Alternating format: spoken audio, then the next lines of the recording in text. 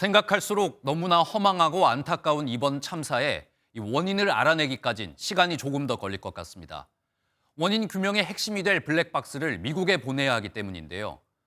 우리나라에선 블랙박스의 자료 추출이 불가능한 것으로 결론이 났습니다. 다만 음성 기록 장치는 자료 추출을 마쳐서 곧 분석 결과가 나올 것 같습니다. 계속해서 정설민 기자입니다.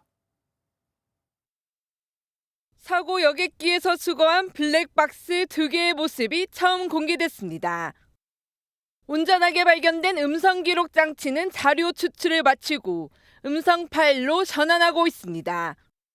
이틀 뒤 작업이 완료되면 사고 당시 기장과 부기장 간의 대화, 관제사와의 교신 내용 등을 모두 확인할 수 있을 것으로 보입니다.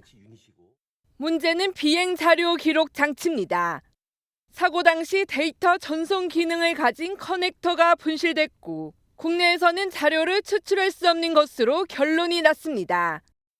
결국 미국으로 가져가기로 했지만 이동 과정 등을 감안하면 사고 원인을 최종적으로 확정하는 데 시일이 더 걸릴 전망입니다.